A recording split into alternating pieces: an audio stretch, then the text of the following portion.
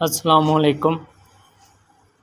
अच्छा, इसमें ना हमने ये स्मार्ट सिलेबस के हवाले से जितनी भी चीज़ें हैं ना वो हमने कवर करनी।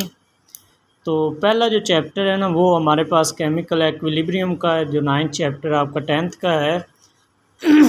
तो इसमें जो आपके पास है ना चीज़ें स्मार्ट सिलेबस में वो हम करते हैं। जो सबसे पहली चीज़ आपके सिलेबस में है ना वो है रिवर्सिबल रिएक्शन। ठीक है ना। रिवर्सिबल रिएक्शन क्या होता है कि ये वो रिएक्शन है जिसमें प्रोडक्ट दोबारा रिएक्टेंट में चेंज हो जाते हैं। ऐसा रिएक्शन जिसमें प्रोडक्ट दोबारा किस में चेंज हो जाते हैं, रिएक्टेंट में, उसको हम क्या कहते हैं, रिवर्सिबल रिएक्शन कहते हैं। अब इसके एग्जांपल क्या, हमारे पास ये हाइड्रोजन है।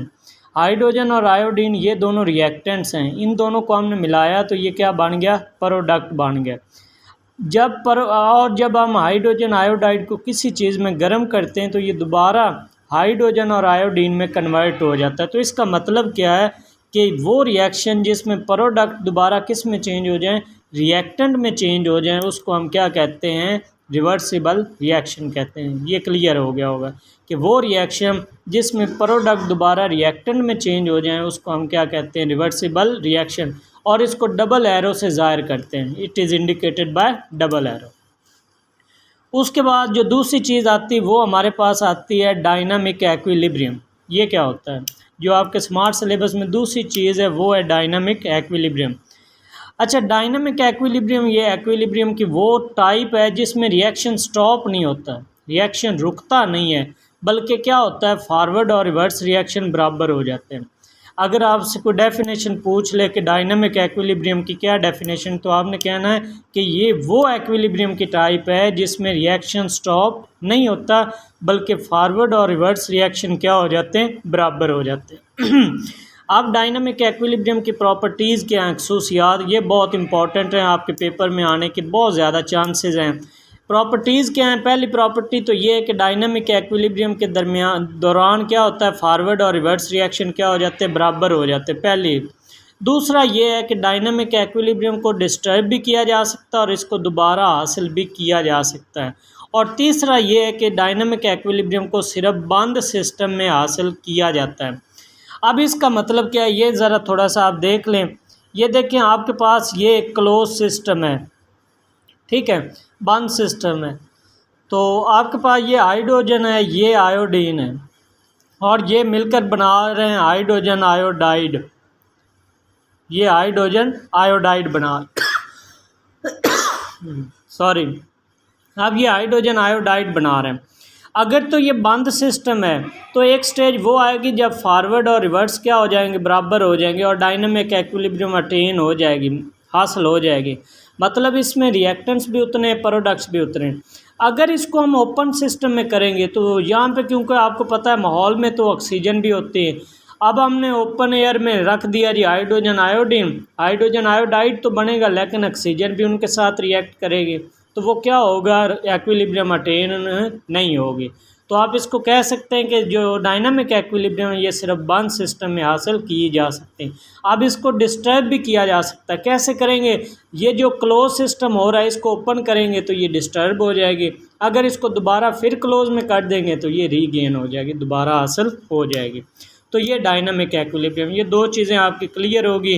रिवर्सिबल रिएक्शन क्या है, वो रिएक्शन जिसमें प्रोडक्ट दोबारा रिएक्टेंट में चेंज हो जाते हैं, ये एग्जांपल आपने कर लेनी। उसके बाद डायनामिक एक्विलिब्रियम में रिएक्शन स्टॉप नहीं होता, बल्कि फॉरवर्ड और रिवर्स रिएक्शन क्या हो जाते हैं, इक्वल हो जाते हैं। प्रॉपर्टीज़ क्या हैं डायनामिक एक्विलिब्रियम की, कि डायनामिक एक्विलिब्रियम में फॉरवर्ड और रिवर्स रिएक्शन बराबर हो जाते हैं, और डायनामिक एक्विलिब्रियम को डिस्टर्ब भी किया जा सकता है, इसको दोबारा रीगेन भी किया जा सकता है। और तीसरी बात ये क्या है कि इसको सिर्फ क्लोज सिस्टम में हासिल किया जा सकता है। अगली जो चीज़ आती है वो आती है लॉ ऑफ मास एक्शन। ये बहुत इंपॉर्टेंट है, ये very very important long question है, आपके पेपर में आ सकता है। इसको ये दिया किसने था, ये गोल्डबर्ग और वेग ने दिया था 1869 में।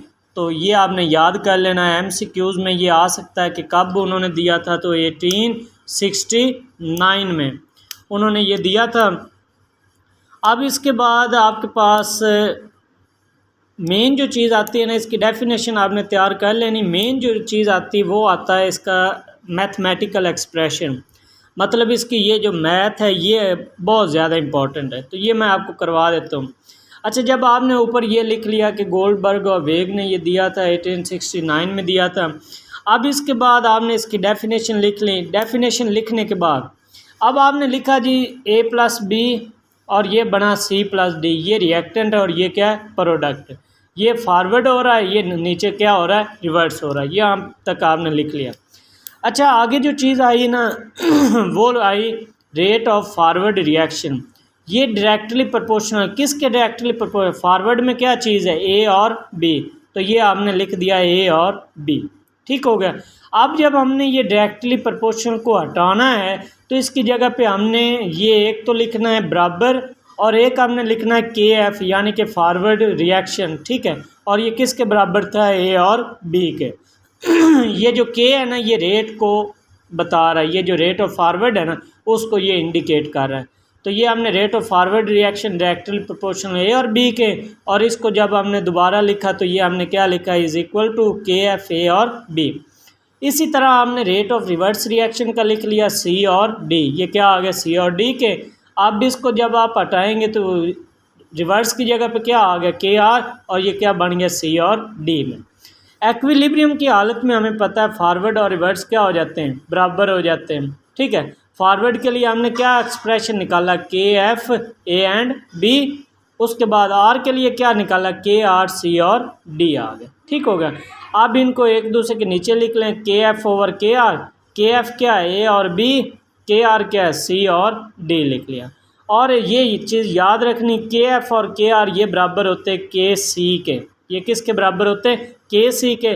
और जब के सी आप लिखते हैं तो ये प्रोडक्ट ऊपर चला जाता है, प्रोडक्ट ऊपर गया, सी और डी ऊपर आ गए और ए और बी नीचे आ गए। तो ये इसकी मैथमेटिकल एक्सप्रेशन बड़ी इजी सी है, ये उम्मीद है आपको क्लियर होगी। अब नेक्स्ट जो आपके स्मार्ट सिलेबस में वो है जनरल रिएक्शन के लिए के सी का एक्सप्रेशन। मतलब आपको कोई भी रिएक्शन वो दे देते हैं और वो कहते हैं कि के सी का आप एक्सप्रेशन निकालें, तो आपने कैसे निकालना है। आपके पास जनरल रिएक्शन है जी ए बी सी डी। अब ये जो स्मॉल ए है ना ये बस आपने कोफिशिएंट इसके साथ लिखने हैं, जिस तरह ये बाकी ये हमने किया है ना बिल्कुल सेम है। इनके साथ हमने ए छोटा, इसके साथ छोटा बी, इसके साथ छोटा सी और इसके साथ डी लिख देना, बाकी सेम वही चीज़ है। अच्छा, इसमें हमने लिखा A B B C C और डी डी, ये फॉरवर्ड रिएक्शन, ये रिवर्स रिएक्शन। उसी तरह rate of forward reaction directly proportional किसके, ए और बी के। और ये जो स्मॉल हमने लिखे हैं कोफिशिएंट, ये उनकी पावर, ये उनके ऊपर आ गए, सेम वही चीज़। ए और बी लिखा रेट ऑफ फॉरवर्ड रिएक्शन और ए और बी उसके क्या आ गए, ऊपर आ। इसको हमने यहाँ से रिमूव किया तो क्या आया, बराबर आया, और के एफ, क्योंकि ये क्या था, फॉरवर्ड रिएक्शन, तो ये क्या आ गया, ए और बी भी। उसके बाद rate of reverse reaction directly proportional किसके, सी और डी के, और ये जो सी डी है ये उसके ऊपर आ गए, ये सी और ये डी।